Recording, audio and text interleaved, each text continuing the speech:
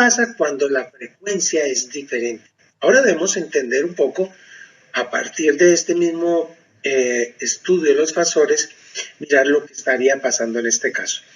En este caso, podríamos decir que la superposición de estos dos movimientos nos va a dar la suma, de nuevo, igual, de estos dos vectores, pero tienes que tener en cuenta que ahora las frecuencias son diferentes. En el sistema que está ligado, en el sistema inercial, ligado al fasor S01, el fasor S02 estaría girando, estoy suponiendo una velocidad omega 2 mayor a omega 1, estaría girando en contra de las manecillas del reloj, y la suma de esos dos vectores, pues claro que va a comenzar de un valor donde va a ser la superposición de ellos en la misma dirección, que va a ser S01 más S02, ¿sí? Hasta cuando este vector esté en sentido contrario, y va a ser el resultado de la diferencia entre ellos dos.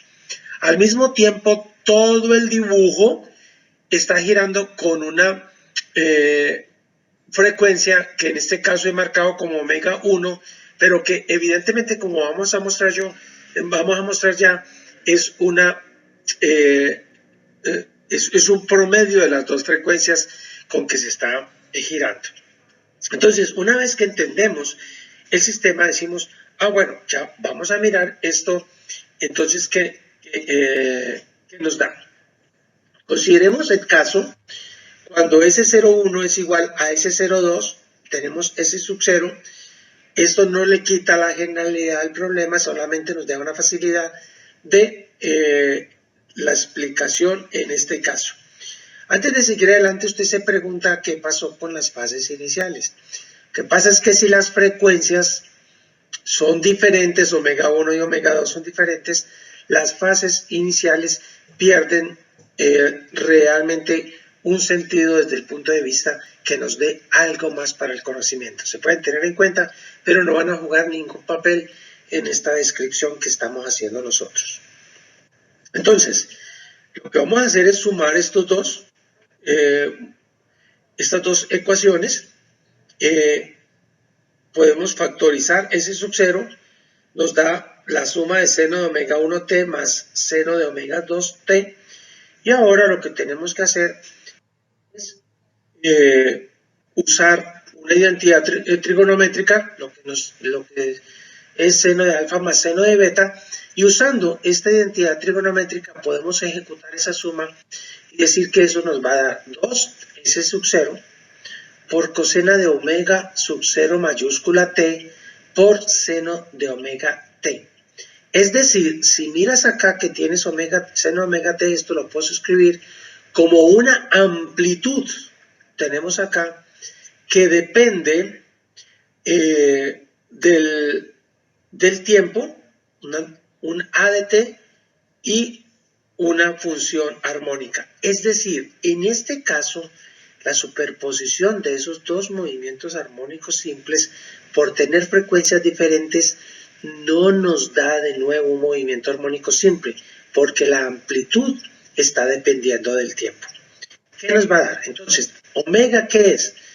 Si has hecho esto, te das cuenta que omega es un medio de la suma de las frecuencias de cada uno de esos movimientos armónicos simples que estamos teniendo. Entonces, esto es una frecuencia promedio, y omega sub 0, que es la frecuencia con la cual la amplitud está cambiando, es igual a un medio de la diferencia que hay entre esas frecuencias. Así, a de t sería 2S sub 0 por coseno de omega sub 0t.